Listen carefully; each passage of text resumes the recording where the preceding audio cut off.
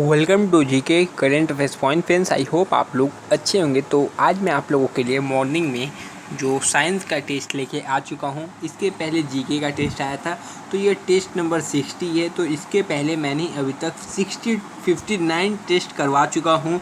तो आप लोग समझिए 60 टेस्ट में 25 करके क्वेश्चंस कितना होता है।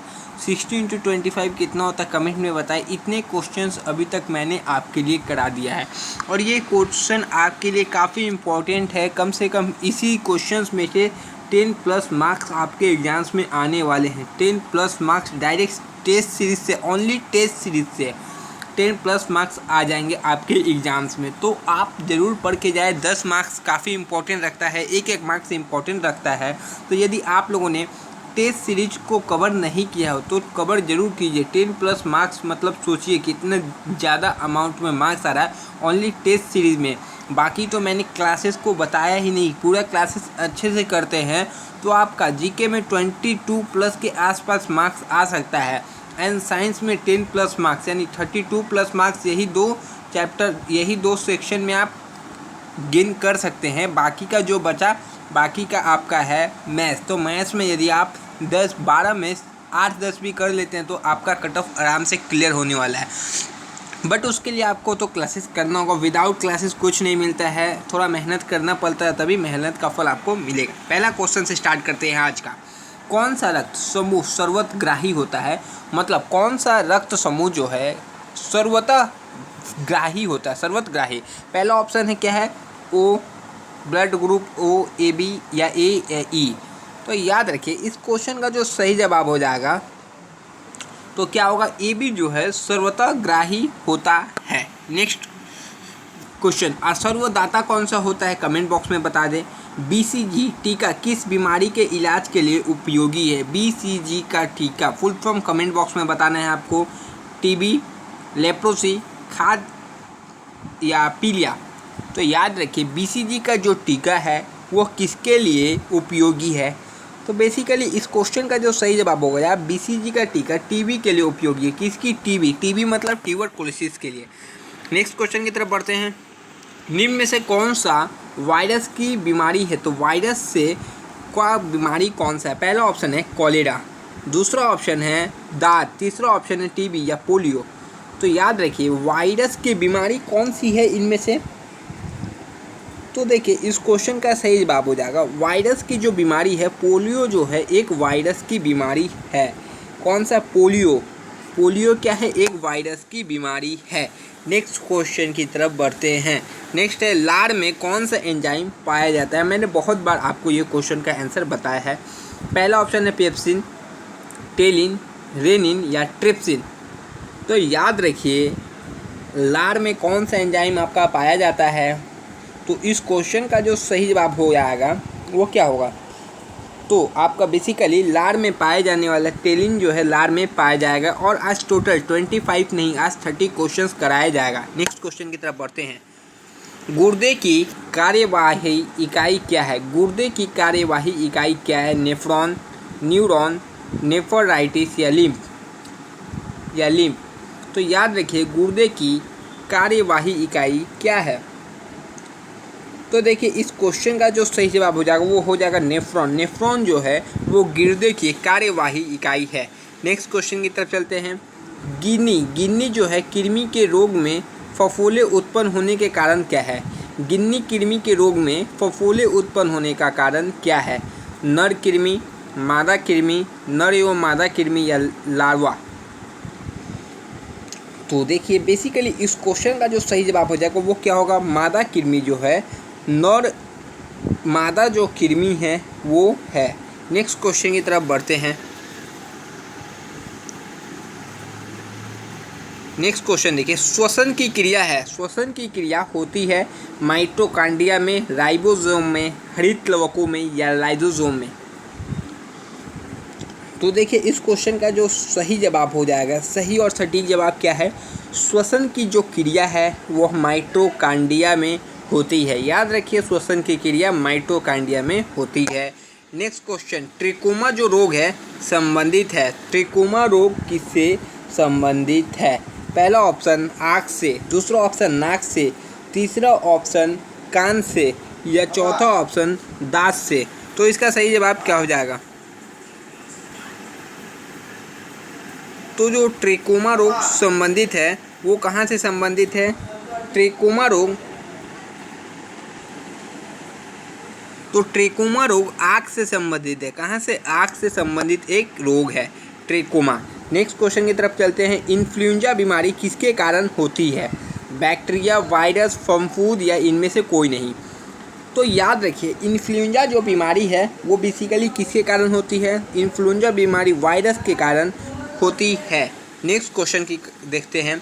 पित्त किसके द्वारा स्रावित होता है? पित्त जो है किसके द्वारा स्रावित होता है? अग्नाशय, आमाशय, यकृत या इनमें से कोई नहीं।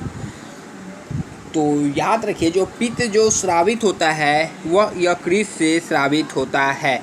नेक्स्ट क्वेश्चन, निम्न में से कौन सा तत्व रसायन पौधों में प्राप्त होता है? कौन सा तत्व या रसायन जो है पौधों से प्राप्त होता है?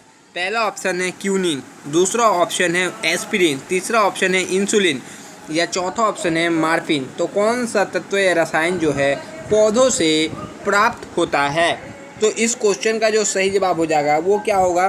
क्यूनिन जो है, क्यूनिन यह पौधों से प्राप्त होता है। डीएनए कहाँ मौजूद होता है? आरएनए में, न्यूक्लियस में, प्लाज्मा में, न्यूक्लिक एसिड में। तो याद रखिए, डीएनए जो मौजूद होता है वह बेसिकली कहाँ मौजूद होता है? तो डीएनए न्यूक्लियस में मौजूद होता है। नेक्स्ट क्वेश्चन की तरफ बढ़ते हैं। कौन निम्नलिखित में से कौन सा जंतु एक कोशिका है? एक कोशिका कौन है? स्पंज है, एमीबा है, केचुआ है या स्टारफिश है? कौन सा जंतु एक कोशिक है? तो देखिए, इस क्वेश्चन का जो सही जवाब हो जाएगा वो क्या होगा? तो बेसिकली इस क्वेश्चन का सही जवाब हो जाएगा एमीबा जो है एक कोशिक जंतु है। नेक्स्ट क्वेश्चन देखिएगा। शरीर की सबसे मजबूत हड्डी कौन सी है? शरीर की सबसे मजबूत हड्डी कौन सी है? जांघ, छाती, जबड़ा या इनमें से कोई नहीं है। तो शरीर की जो सबसे मजबूत हड्डी है उस हड्डी का नाम है जांघ की जो हड्डी है शरीर की वो सबसे मजबूत हड्डी है। नेक्स्ट क्वेश्चन की तरफ चलते हैं। चाय निम्न में से किसके कारण उत्तेजक है? तो चाय निम्न में से किसके कारण उत्तेजक है? कैफीन, निकोटीन, मार्फिन या इनमें से कोई नहीं। तो चाय निम्न में से किसके कारण उत्तेजक है? तो इस क्वेश्चन का जो सही जवाब हो जाएगा चाय निकोटीन के कारण उत्तेजक होता है। नेक्स्ट क्वेश्चन है। ट्रांस सिंड्रोम के पूरक गुणसूत्र है। तो ट्रांस सिंड्रोम के पूरक गुणसूत्र है 47XXY, 46XX, 45XO, 47XXXYY। तो ट्रांस सिंड्रोम के पूरक गुणसूत्र क्या है? तो देखिए, इस क्वेश्चन का सही जवाब 45XO। ट्रांस का जो सही गुणसूत्र है वो क्या हो जाएगा? 47XO। नेक्स्ट क्वेश्चन की तरफ बढ़ते हैं। मनुष्य के शरीर में हड्डियों की संख्या कितनी है? तो मनुष्य के शरीर में हड्डियों की संख्या कितनी है? 260, 206, 203 या इनमें से कोई नहीं। तो याद रखिए, मनुष्य के शरीर में हड्डियों की संख्या 206 है। कितनी? 206। नेक्स्ट क्वेश्चन की तरफ चलते हैं। घेंघा रोग किसकी कमी के कारण होता है? कैल्शियम, लोहा, आयोडीन या इनमें से कोई नहीं। तो याद रखिए, घेंघा जो रोग है वो किसकी कमी के कारण होता है? घेंघा रोग आयोडीन की कमी के कारण होता है। मछली कैसे सांस लेती है? नाक से, फेफड़ों से, गिल्स से या इनमें से कोई नहीं। तो इस क्वेश्चन का आपको सही जवाब कमेंट बॉक्स में देना है। तो यह क्वेश्चन काफ़ी बार हो चुके हैं, तो इसका सही जवाब आपको पता है, इसलिए मैंने आपसे इसको कमेंट में बताने को कहा है। Next question. तंबाकू में मनुष्य को हानि पहुंचाने वाला पदार्थ कौन सा है? तो तंबाकू में मनुष्य को हानि पहुंचाने वाला पदार्थ कौन सा है? एंजाइम, निकोटीन, मार्फिन या इनमें से कोई नहीं। तो याद रखिए, तंबाकू में मनुष्य को हानि पहुंचाने वाला पदार्थ का नाम क्या है? तो इस क्वेश्चन का सही जवाब हो जाएगा निकोटीन। निकोटीन तंबाकू में हानि पहुंचाने वाला पदार्थ है। चेहरे में कितनी हड्डी होती है? आपके चेहरे में कितनी हड्डी है? 20, 14, 13, 12। तो याद रखिए आपका जो चेहरा है, आपका जो थोबड़ा है, उसमें टोटल कितनी हड्डी होती है? फेस है उसमें टोटल 14 हड्डी होती है। कितनी? 14 हड्डी आपके फेस में होती है। नेक्स्ट क्वेश्चन, विज्ञान की किस शाखा के अंतर्गत मानव त्वचा का अध्ययन किया जाता है? तो मानव त्वचा का अध्ययन किसके कौन सी शाखा के अंतर्गत किया जाता है? फिजियोलॉजी, पैथोलॉजी, एंटोमी या डर्मेटोलॉजी? तो याद रखें यदि आप कभी हॉस्पिटल गए होंगे स्किन के, खासकर स्किन के डिपार्टमेंट में, तो वहाँ साफ साफ बड़े अक्षरों पर लिखा रहता है स्किन के डॉक्टर के बाहर, चेंबर के बाहर, डर्मेटोलॉजी। क्या? डर्मेटोलॉजी। वहीं से मुझको आज तक याद है, गया था एक बार तो वहाँ से याद हो चुका है डर्मेटोलॉजी, कभी भूलता नहीं हूँ। नेक्स्ट है, कौन सी बीमारी हवा प्रदूषण के कारण होती है? कौन सी ऐसी बीमारी है जो हवा के प्रदूषण के कारण होती है? Leukaemia, asthma, leukaemia, gastric. तो कौन सी ऐसी बीमारी है जो हवा के कारण होती है? अस्थमा जो बीमारी है, अस्थमा, ये हवा के कारण होती है। एक फूल के आवश्यक अंग होते हैं। एक फूल है उसके आवश्यक अंग क्या होते हैं? 12 दल और पुंकेसर या और जायांग, दल और जायांग, या 12 दल और दल। तो याद रखिए एक फूल के जो आवश्यक अंग होते हैं, आवश्यक, वो कौन से होते हैं? पुंकेसर और जायांग जो है एक फूल के आवश्यक अंग होते हैं। मनुष्य में आमतौर पर पाया जाने वाला कवक रोग कौन सा है? कवक रोग, कॉलेरा, प्लेग, टाइफॉइड, रिंगवर्म। तो याद रखिए मनुष्य में जो आम तौर पर पाया जाने वाला कवक रोग है वह रिंगवर्म है। रिंगवर्म कभी काल हो ही जाता है मनुष्य को, तो ये रिंगवर्म है मनुष्य के आम तौर पर पाए जाने वाला रोग। एक साधारण मनुष्य में खून की मात्रा कितनी होती है? 5 से 6 लीटर, 7 से 9 लीटर, 10 से 12 लीटर, 8 से 10 लीटर। देखिए ये सब क्वेश्चन आपके एग्जाम्स में जेन्युइन क्वेश्चन है जो कि पूछे जाते हैं। तो एक साधारण मनुष्य में खून की मात्रा 5 से 6 लीटर होती है। कितनी? 5 से 6 लीटर। नेक्स्ट है, बृहदांत्र, बड़ी आंत का मुख्य कार्य क्या है? बड़ी आंत का मुख्य कार्य क्या है? पानी का अवशोषण, चर्बी का पाचन, खाने का अवशोषण, या इनमें से कोई नहीं? तो याद रखिए बृहदांत्र, बड़ी आंत का मुख्य कारण क्या है? तो यह है बड़ी आंत का मुख्य कारण पानी का अवशोषण करना, बड़ी आंत या बृहदांत्र का मुख्य कार्य है। नेक्स्ट क्वेश्चन, पेनिसिलिन प्राप्त की जाती है शैवाल से, नीलहरित कवक से, जीवाणु से, विषाणु से? तो याद रखिए जो पेनिसिलिन प्राप्त की जाती है कहाँ से प्राप्त की जाती है? तो बेसिकली इस क्वेश्चन का सही जवाब है पेनिसिलिन नीलहरित कवक से प्राप्त की जाती है। ऑप्शन बी, यानी पेनिसिलिन नीलहरित कवक से प्राप्त की जाती है। नेक्स्ट है, निम्नलिखित में से किसे शक्ति का भंडार कहा जाता है? माइटोकॉन्ड्रिया, न्यूक्लियस, एंडोप्लाज्म, या इनमें से कोई नहीं? तो याद रखिए निम्नलिखित में से किसे शक्ति का भंडार कहा जाता है? तो शक्ति का भंडार माइटोकॉन्ड्रिया को कहा जाता है। याद रखिएगा शक्ति का भंडार आपसे पूछा जाए किसको कहा जाता है तो माइटोकॉन्ड्रिया को शक्ति का भंडार कहा जाता है। नेक्स्ट क्वेश्चन, एक स्वस्थ व्यक्ति का तापमान 98 डिग्री 4 फ़ारेनहाइट होता है, इसका मान सेल्सियस पर क्या होगा? तो मोस्ट कॉमन क्वेश्चन है आपके एग्जाम्स में पूछे जाने वालों में से 38 डिग्री, 36 डिग्री, 37 डिग्री सेल्सियस या 37.8 डिग्री सेल्सियस।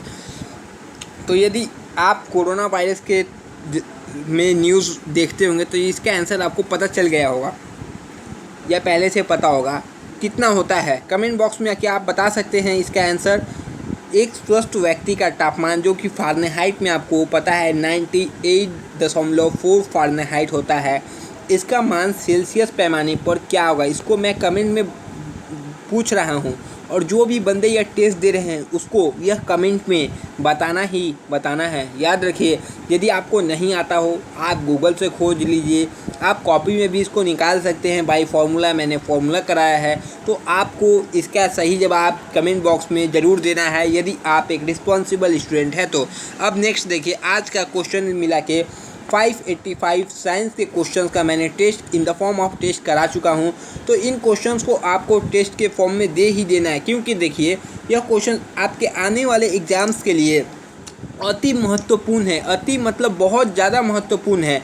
यदि किसी ने छोड़ा है या किसी का टेस्ट में मार्क्स कम आए हैं, मैं खासकर उन लोगों का बोल रहा हूँ जिसका 25 में 20 से मार्क्स कम आया है, 20 से मार्क्स कम आया है, उनको सारे टेस्टों को ज़रूर रिपीट करना होगा, क्योंकि आपको एबिलिटी बनाना है कि आप 20 प्लस स्कोर करना है, तो आपका मार्क्स भी हर टेस्ट में 20 प्लस रहना चाहिए। तो अभी तक आपको करना क्या है, यदि आप पहली बार आए हैं चैनल पे, पहली बार टेस्ट दे रहे हैं, आपको चैनल के प्लेलिस्ट में जाना है, जो कि आप प्लेलिस्ट में जाएंगे, वहाँ पर ही देखिएगा navy MR practice sets, navy MR practice sets बना होगा, उस पर जाके क्लिक कीजिए। टोटल 60 टेस्ट हुए हैं। कितना? टोटल 60। आपको ज़्यादा से ज़्यादा 3 दिन लगेंगे। 3 दिन में आप 60 टेस्ट को कवर कर सकते हैं। 20 वीडियो डेली करके देखिएगा तो 60 टेस्ट आराम से ख़त्म हो सकते हैं। तो यह आपके ऊपर है, आपका डेडिकेशन लेवल कितना है, प्रिपरेशन करने का मन कितना है। सिलेक्शन लेने का मन होगा तो आप कीजिएगा, नहीं मन होगा तो आप नहीं कीजिएगा, उससे मुझे कोई नहीं। बट मैं जो बता रहा हूँ, आप यदि फॉलो करते हैं तो आपका एग्ज़ाम्स में मार्क्स बहुत अच्छा आने वाला है। तब तक के लिए जय हिंद फ्रेंड्स। नेक्स्ट वीडियो में आपसे मिलेंगे, तो अपना मार्क्स कमेंट करके ज़रूर बताइएगा। और यहाँ इस बुक का साइंस का टेस्ट मैंने पूरा करवा दिया है, आपको 580 क्वेश्चंस करवाए हैं। यह क्वेश्चन आपको कैसे भी याद कर लेना है, रट के जाना है एग्ज़ाम्स में, तो आपको बार बार रिवीजन से आपको यह याद हो जाने वाला है। तो अब नेक्स्ट जो टेस्ट होगा वो अभी साइंस का टेस्ट होगा। हो सकता है 1 सप्ताह में आपका साइंस का टेस्ट भी इस बुक से ख़त्म हो जाए। उसके बाद जो टेस्ट आएंगे उसको मैं खुद डिज़ाइन क्वेश्चंस को करूँगा, आपके इंपॉर्टेंट क्वेश्चंस को। तब तक के लिए जय हिंद फ्रेंड्स। नेक्स्ट वीडियो में मिलते हैं। वीडियो को लाइक और शेयर ज़रूर कर दीजिएगा, इतना तो आप कर ही सकते हैं। जय हिंद।